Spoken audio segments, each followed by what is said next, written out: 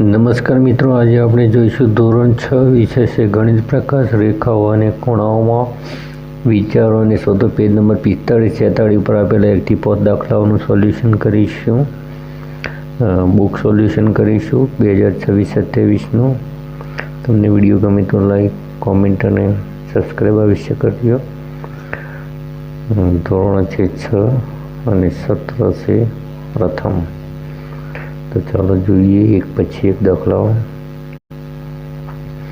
તો એ વિચારો અને શોધોના જે 1 થી 5 દાખલાઓ જે આપેલા છે એમાં પહેલો પ્રશ્ન છે ઘડિયાળના ખૂણા.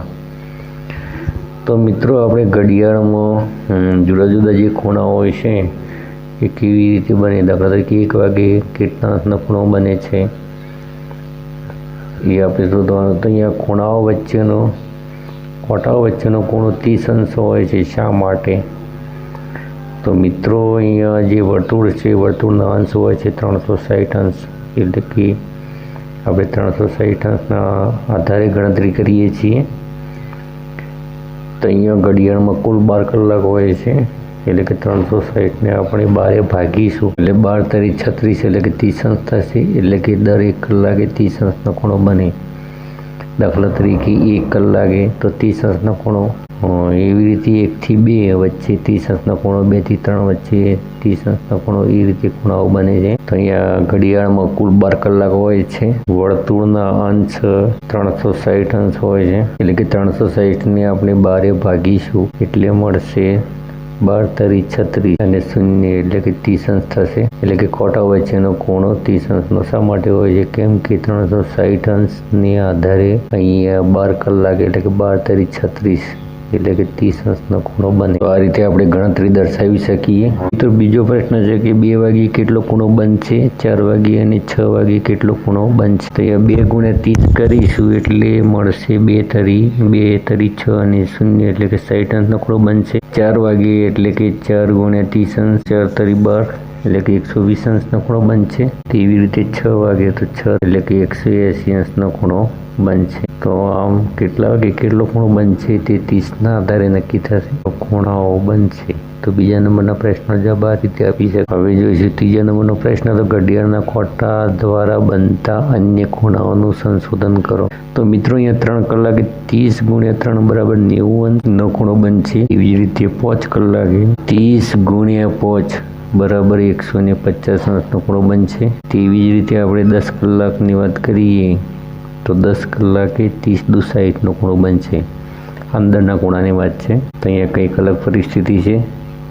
તો 10 કલાકે અંદરનો ખૂણો બનશે 30 દુ 60, કેમ કે 11 અને 12, એટલે કે 2 કલાકનો વચ્ચે ગેપ છે, એટલે કે 30 દુ 60 અંશનો ખૂણો બનશે. તો મિત્રો, અહીંયા પ્રશ્ન છે દરવાજા એટલે કે બારણાનો ખૂણો. તો દરવાજો કેટલો ખુલ્યો છે, શું તે દર્શાવવા માટે ખૂણાનો ઉપયોગ કરવો શક્ય છે? તો હા, કેમ કે અહીંયા જે દરવાજો ખોલ્યો છે તેને જેટલો ભાગ અહીંયા ખોલેલો છે, એટલે કે દિવાલ અને દરવાજા વચ્ચે જે અહીંયા તમને ગેપ દેખાઈ રહી છે એ શું છે? ખૂણો છે. તો આપણે એના માટે ખૂણાનો ઉપયોગ કરી શકીએ. બીજું છે કે ખૂણાનો શિરોબિંદુ શું હશે? તો અહીંયા જે ખૂણાનું જે શિરોબિંદુ છે એ અહીંયા જે મજાગરા છે એ ખૂણાનું શિરોબિંદુ છે. અને ત્રીજો પ્રશ્ન છે કે ખૂણાની ભુજાઓ કઈ હશે? તો મિત્રો, અહીંયા ભુજા તરીકે અહીંયા એક દિવાલ છે, એટલે કે એક ભુજા દિવાલ હશે અને એની બીજી ભુજા જે છે એ શું હશે? દરવાજો. તો અહીંયા જે એક કિરણ સમજી લો કે આ છે અને એક કિરણ આ છે. તો આ જે 2 કિરણો વચ્ચે જે ખૂણો રચાય છે, તો આ જે 2 કિરણો છે એ ખૂણાની શું છે? બંને ભુજાઓ છે. અને ભુજાઓમાં એક દિવાલ છે અને બીજો દરવાજો છે. તો આ પ્રશ્નને આપણે આ રીતે સમજી શકીએ. હવે ત્રીજો નંબરનો પ્રશ્ન છે કે વિદ્યા ઝૂલા પર આનંદથી સમય પસાર કરી રહી છે. તે જુએ છે કે મોટા ખૂણાથી ઝૂલવાની શરૂઆત કરે છે તેટલી જ વધુ ગતિ તેને મળે છે. પરંતુ ખૂણો ક્યાં છે? શું તમે કોઈ ખૂણો જોઈ શકો છો?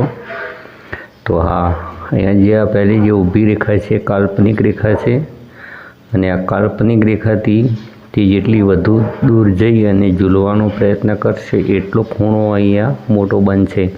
તો અહીંયા આપણને ખૂણો જોઈ શકીએ છીએ. તો આ ખૂણો છે. શું તમે કોઈ ખૂણો જોઈ શકો છો? તો હા, અહીંયા આ જે છે એ ખૂણો છે. હવે જેટલો મોટો ખૂણો બનશે તેટલી એની ગતિ પણ કેવી. આ રેખા છે કાલ્પનિક રેખા છે અને આ એની એક ખરી એક ત્રાંસી રેખા છે. જેટલી દૂર હશે એટલે કે કાલ્પનિક રેખાથી આજે એની જે મૂળ સ્થિતિ જેટલી દૂર હશે તેટલો ખૂણો કેવો બનશે? મોટો બનશે. તો આપણે આ પ્રશ્નનો જવાબ આપી શકીએ કે શું તમે કોઈ ખૂણો જોઈ શકો છો? તો હા, અહીંયા આપણને ખૂણો જોવા મળે છે. અહીં એક રમકડું છે જેમાં તેની એક બાજુ પર ઢાળવાળી પટ્ટીઓ જોડેલી છે. પટ્ટીઓના ખૂણા કે ઢાળ જેટલા મોટા હોય છે તેટલી જ ઝડપથી દડાઓ ગબડે છે. શું પટ્ટીઓના ઢાળનું વર્ણન કરવા માટે ખૂણાનો ઉપયોગ કરી શકાય? દરેક ખૂણાની ભુજાઓ કઈ છે અને કઈ ભુજાઓ દેખાય છે અને કઈ દેખાતી નથી? તો ખૂણાનો ઉપયોગ કરી શકાય તો એ મિત્રો હા આવશે જવાબ.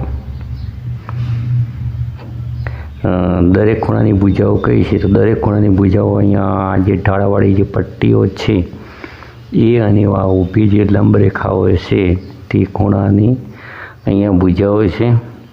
પછી કઈ દેખાય છે, કઈ ભુજાઓ દેખાય છે? તો અહીંયા જે ઢાળવાળી પટ્ટીઓ છે એ દેખાય છે અને કઈ દેખાતી નથી? તે જે ઊભી જે લંબ રેખાઓ છે તે દેખાતી નથી. તો અહીંયા આ જે છે એ અદૃશ્ય એટલે છે કે દેખાતી નથી. અહીંયા આ છે દેખાય છે. એવી જ રીતે અહીંયા પણ દેખાય છે. આ જે ઢાળવાળી પટ્ટી છે દેખાય છે. અહીંયા પણ આ ઢાળવાળી પટ્ટી દેખાય છે. આ દેખાતી નથી. એટલે કે જે ઊભી લંબ રેખાઓ છે દેખાતી નથી અને ઢાળવાળી જે પટ્ટીઓ છે દેખાય છે. અહીંયા જેટલો ઢાળ વધારે હશે એટલો દડો ઝડપથી ગબડશે અને તેટલો ખૂણો પણ અહીંયા મોટો બનશે. તો ખૂણાનો આધાર અહીંયા જે પટ્ટીઓ લગાવેલી છે તેના ઢાળ ઉપર રહેલો છે. તો આ રીતે મિત્ર આ પ્રશ્નને આપણે સમજી શકીએ. અહીંયા પાંચમો પ્રશ્ન છે કે નિરીક્ષણ કરો કે નીચે આપેલી આકૃતિમાં જીવડા અને તેનું ફેરવેલું સ્વરૂપ છે. શું આ ખૂણાઓનો ઉપયોગ પરિભ્રમણની માત્રાનું વર્ણન કરવા માટે થઈ શકે છે? તો ખૂણાની ભુજાઓ અને શિરોબિંદુ શું હશે? તો મિત્રો અહીંયા જે પરિભ્રમણ જે કરી રહ્યો છે અહીંયા જે જીવડાઓ છે એ બે રીતે કરી રહ્યા છે. એક ઘડિયાળની દિશામાં પરિભ્રમણ કરી રહ્યા છે અને જે બીજા જીવડાઓ છે એ ઘડિયાળની વિરુદ્ધ દિશામાં પરિભ્રમણ કરી રહ્યા છે. એટલે કે એની જે શિરોલંબ રેખાથી સમક્ષિતિજ રેખા સુધી અહીંયા જે ખૂણો બની રહ્યો છે આ બંને રેખાઓ જે છેદે છે એ શિરોબિંદુ હશે. અહીંયા પણ આ જે બે રેખાઓ જે છેદે છે તે શું હશે? શિરોબિંદુ હશે. તો અહીંયા ખૂણાની ભુજાઓ તરીકે શિરોલંબ રેખા અને સમક્ષિતિજ રેખાને આપણે લઈ શકીએ. તો અહીંયા પહેલો પ્રશ્ન હતો કે શું આ ખૂણાઓનો ઉપયોગ પરિભ્રમણની માત્રાનું વર્ણન કરવા માટે થઈ શકે છે? તો અહીંયા જવાબ આવશે હા. ખૂણાની ભુજાઓ અને શિરોબિંદુ શું હશે? તો ખૂણાની ભુજાઓ અહીંયા છે શિરોલંબ રેખા અને સમક્ષિતિજ રેખા છે. અહીંયા પણ શિરોલંબ રેખા અને સમક્ષિતિજ રેખા એ ખૂણાની ભુજાઓ છે. અને શિરોબિંદુ શું હશે? તો અહીંયા જે શિરોબિંદુ છે એ બે રેખાઓ જ્યાં અહીંયા એકબીજાને છેદે છે ત્યાં શું છે? એ શિરોબિંદુ છે. એવી રીતે અહીંયા પણ બે રેખાઓ જ્યાં છેદે છે એ શું છે? છેદનબિંદુ એ ખૂણાનું શિરોબિંદુ બનશે. તો અહીંયા જે બે રેખાઓ છેદી રહી છે તે શું બનશે? ખૂણાનું શિરોબિંદુ બનશે. તો આ રીતે આપણે એનો જવાબ લખી શકીએ.